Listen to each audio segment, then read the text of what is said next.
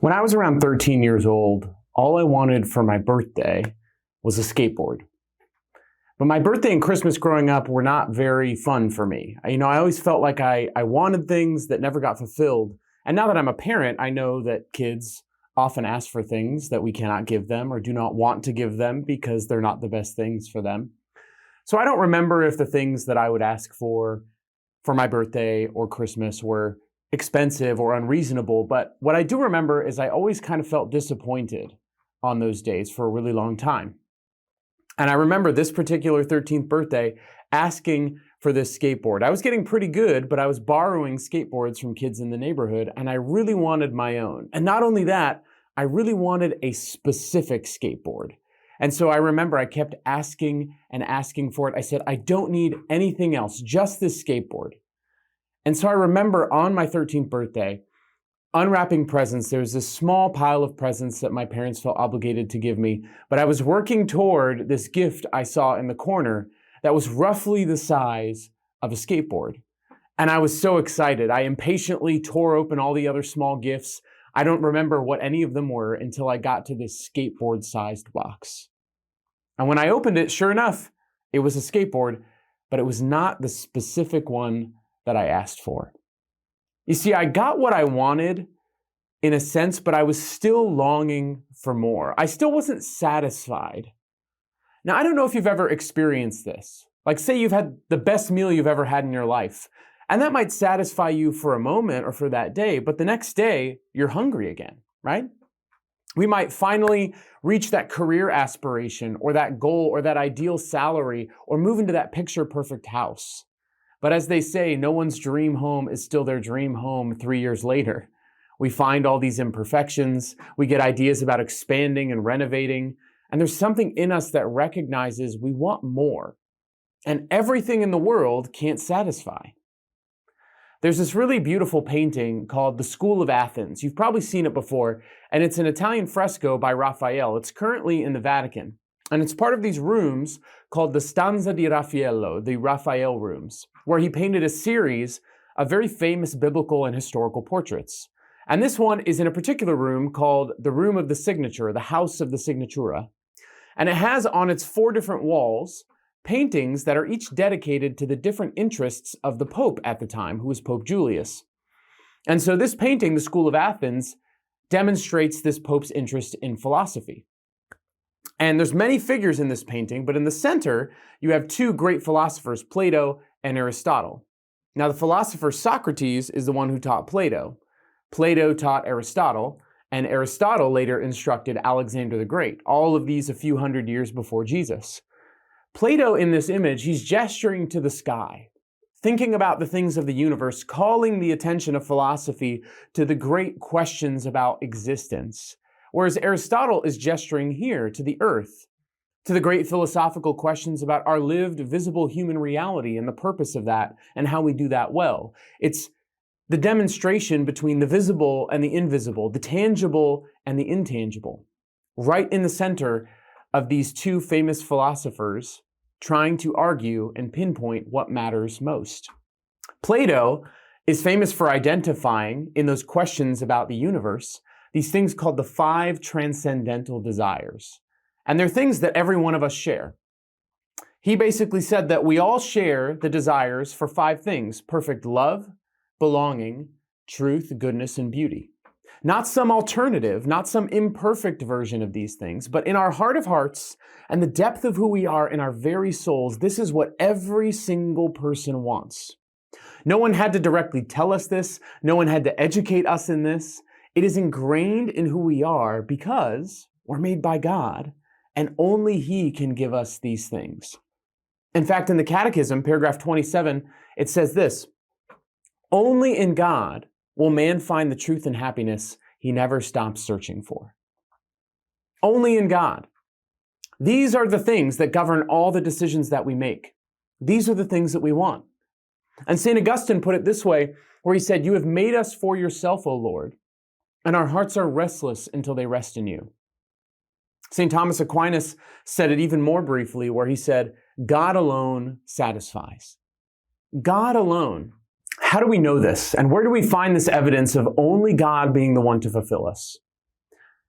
Why is it that when we wake up in the morning, none of us say, I can't wait to have a mediocre existence today?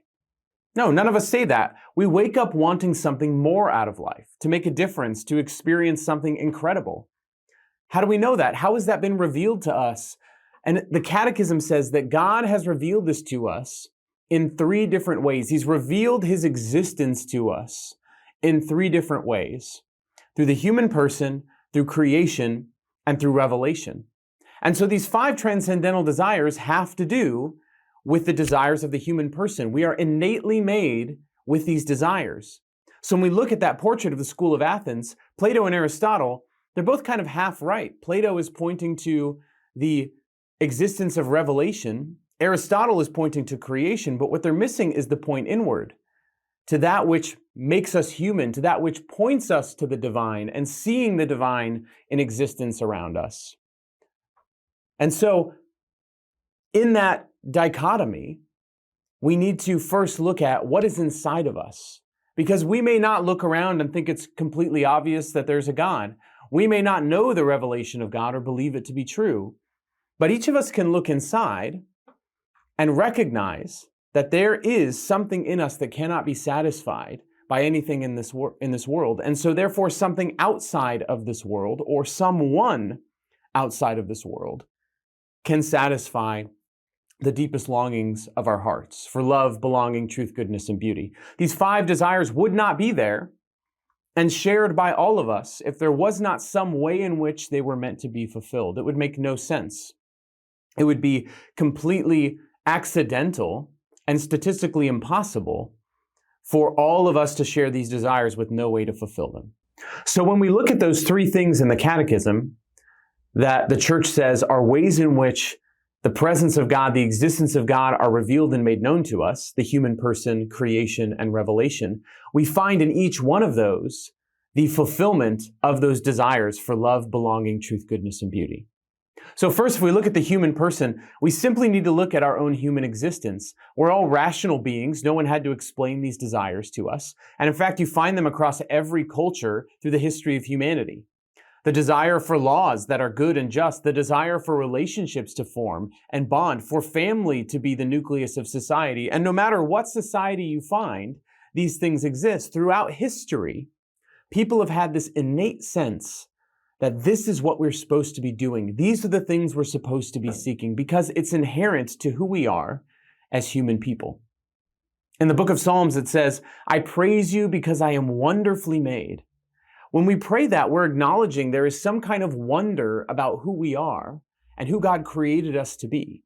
It's speaking of the fact that there is evidence within us of something more, that this is the human experience. You can walk through this life trying every single thing that the world offers you to make you happy, and you will get one thing: misery. You will become miserable, you will be broke, you will have tried a whole lot of different experiences, probably drugs, alcohol, relationships, all the things the world promises will satisfy you and make you happy, but will still wake up the next day itching for the next high, wanting that next meal or drink or that next romantic experience, wanting to get more money or more achievements, more recognition at work or in the world, more followers on Facebook or Instagram or TikTok, whatever it is.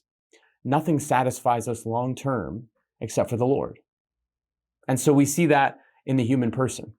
We also see evidence of this in creation. Psalms also says, the heavens declare the glory of God. The heavens declare the glory of God, that we can simply look around and see evidence of the fact that we have a creator. We can look up at the stars in wonder and acknowledge the fact that this could not possibly have happened by accident. In fact, no matter what you may have heard, scientists overwhelmingly agree that this universe was created from one singular moment where we went from there being nothing to suddenly everything existing. And we call that moment the Big Bang. And all of a sudden there was an explosion of energy and light and matter into an existence, and that led over billions of years to where we are now. And the accidental likelihood of that happening in such a way that life could happen is so astronomically small, it would be ridiculous to believe that we are here as a result of an accident. In fact, a man named Sir Roger Penrose tried to calculate the statistical likelihood that this would have happened by accident. What he looked at was entropy. And if you don't know what entropy basically is chaos. So we live in a low entropy universe where life can evolve after a cataclysmic explosion. But big explosions usually result in a lot of chaos, high entropy, a high amount of chaos and disorder. So why does our universe have order to it, despite being started by the result of the most cataclysmic explosion in all of known history? This would be like an explosion happening in a print factory, and the result would be a perfectly published dictionary that happened to just fall into place as a result. So Sir Roger Penrose looked at entropy, and of all of the things that are required for us to exist, he looked at this one thing, having a low entropy universe, and he asked, what is the statistical likelihood of this happening by accident? And he calculated that it was 1 chance in 10 to the 10 to the 123rd power chance. That is the statistical likelihood that we are here by accident. It is irrational and unscientific to look around at creation and say God could not possibly exist. It's the same as Frodo Baggins walking around the world of Middle-earth and saying, I don't see evidence of this J.R.R. Tolkien guy anywhere. Creation points to God. And lastly, revelation. God revealed himself through the created world and in the way he made us, but he also revealed himself to a chosen people to redeem them. And 2,000 years ago, God became man in the person of Jesus Christ. And he proved that he was God by rising from the dead. And not only that, 500 people eyewitnessed him after he rose from the dead. This was at a time where you only needed 2 people in a court of law to testify that something happened and for that testimony to be considered valid. 500 people verified that he rose from the dead. He claimed to be God. He did these miraculous things that only God or someone with supernatural power could do, and he rose from the dead. No other religious figure in history has ever claimed to be God himself. Sure, they've claimed to have a special connection to God and to be blessed by God, but to be God himself, only Jesus has claimed that. And only Jesus proved that he was in fact God by rising from the dead, with so many eyewitnesses to prove that at a time without a shadow of a doubt that he truly existed and truly was who he said he was. And the apostles, they took that very truth to their deaths.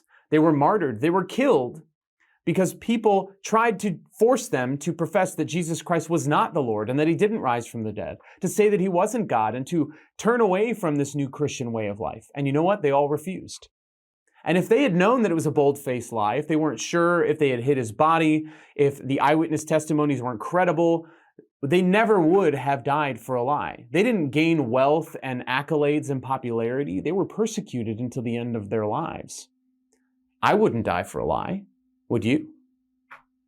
No.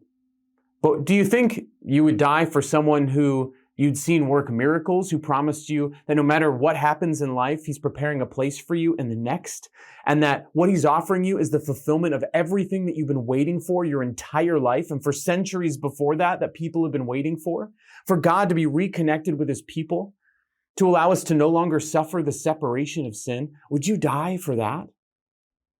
Would the apostles have died for that? I think they would, and I think they did. And I think we would too if we really saw what they saw with our own 2 eyes, if we saw the person of Jesus and what he really did, if we witnessed the miracles he committed, if we truly experienced how only he can fulfill the things that we've been waiting and longing for. In the Chronicles of Narnia, by C.S. Lewis, Narnia is this fantastical place with magic and talking animals that's populated by a number of good and bad creatures, but the greatest creature is the lion, Aslan, who is a symbol for Jesus.